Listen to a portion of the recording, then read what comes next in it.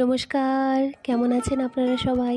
আশা করছি আপনারা খুব খুব খুব ভালো আছেন এবং আমিও অনেকটা ভালো আছি।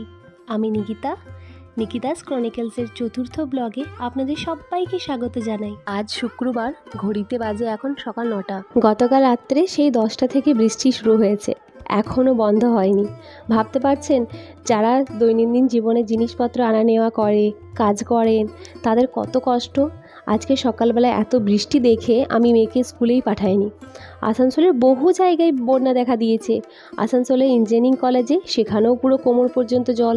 কল্যাণপুর হাউজিং, শ্রীপল্লী, সব জায়গায় কোমর পর্যন্ত জল। তাই মেয়েকে বললাম, সকাল সকাল যখন স্কুল যাবি না, ঘুম থেকে উঠে পড়তে বসে যা। মেয়ে বললো, একটা শর্তে, ঝাল ঝাল করে একটু ম্যাগি বানিয়ে দাও। ম্যাগি বানাচ্ছি বর আর মেয়ের দুজনের জন্যই। ওইদিকে বর আবার রেনকোট পরে ইলিশ মাছ আনতে গেছে। বলছে, এই বর্ষার দিনে ইলিশ মাছ না খেলে হয় বলো? আমার আবার আজকের দিনে চিকেন বিরিয়ানি খাবার খুব মন ছিল, কিন্তু ওই যে ওর বাবা চিকেন মাংস খায় না, তার জন্য ও বললো, না তুমি বরং অন্যদিন খেও, আজকে আমি ইলিশ মাছটাই আনি। ওর বাবা বাজার থেকে দুটো মাঝারি সাইজের ইলিশ মাছ নিয়ে এসছে। দেখুন, মোটামুটি ভালোই পেয়েছে, পিসগুলোও খুব ভালো হয়েছে। বিয়ের আগে আমি যখনই বাপের বাড়িতে ইলিশ মাছ খেয়েছি, তখনই হয় ভাপা ইলিশ খেয়েছি, নয়তো ওই কালো জিরা দিয়ে পাতলা পাতলা ইলিশ মাছের ঝোল খেয়েছি। বিয়ে হওয়ার পর শাশুড়িমার কাছ থেকে একটা নতুন রকমের ইলিশ মাছের রান্না খেয়েছি। এই রান্নাটা খেয়ে আমার এতটা ভালো লেগেছে, ওই যে কালো জিরা দিয়ে মাছের ঝোল হয়, সেই রান্নাটাই ভুলে গেছি।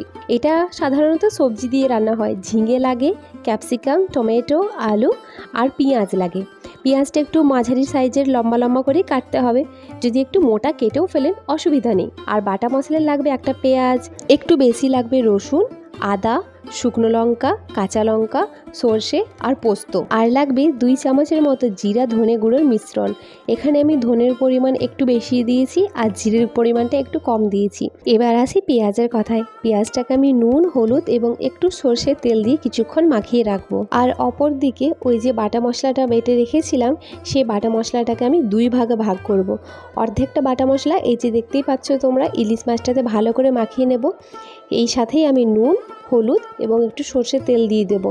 এটা কিছুক্ষণ মাখানো থাকবে, মোটামুটি 10-15 মিনিটের মতো। বাকি অর্ধেকটা বাটা মশলা আমি পেঁয়াজ এবং ওই সবজিগুলোর মধ্যে মাখিয়ে নেব। এই মাখানো হয়ে যাওয়ার পর আমি কড়াইয়ে জল বসিয়ে দেবো। জলটা ভালোভাবে যখন ফুটে উঠবে, তখন দেব সবজিগুলোকে ঢাকা দিয়ে ভালো করে ফুটতে দেব। দেখুন, সবজিগুলো আমার অর্ধেকটা সেদ্ধ হয়ে গেছে।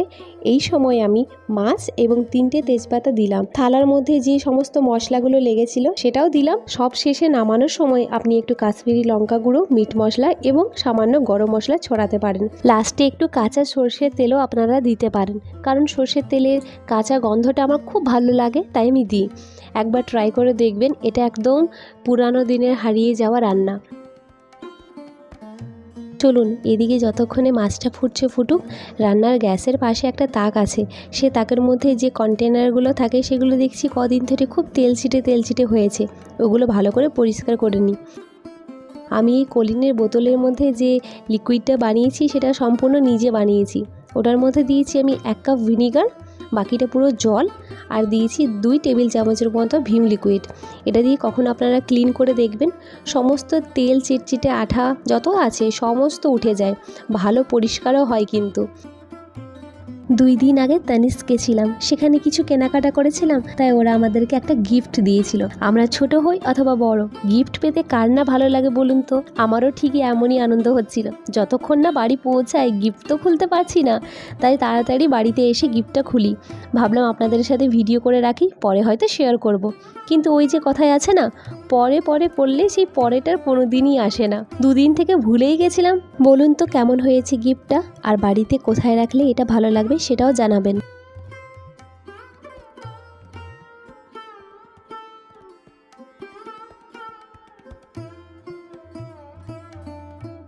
কাল রাত থেকে এত বৃষ্টি পড়ছে যে আর গাছগুলোকে বাইরে রাখলাম না, নয়তো এদের গোড়াগুলোই পচে যাবে। বাড়ির ইনডোর গাছগুলো একদম বাড়ির ভেতরেই রাখলাম। একটা হলো স্নেক প্ল্যান্ট, একটা হলো স্পাইডার প্ল্যান্ট, আর এই যে নাড়ছি এটা হলো মানি প্ল্যান্ট। একদিন আপনাদেরকে বাড়ির ভেতরে যতগুলো গাছ আছে, অর্থাৎ ইনডোর প্ল্যান্ট, সব কটা আপনাদের সাথে শেয়ার করব। এই যে টবগুলো দেখতে পাচ্ছেন, একটা ব্ল্যাক কালারের টব, এই টবটা আমি রং করেছিলাম। জানাবেন তো কেমন হয়েছে। আর এই যে স্নেক প্ল্যান্টের যে টবটা আছে, এটাও আমি রং করেছি, কিন্তু এটার ভেতরের কালারগুলো এখনও দেওয়া বাকি আছে। সময়ই কুলাচ্ছে না যে কখন যে কালারগুলো করব সেটাই পেরে উঠতে পারছি না।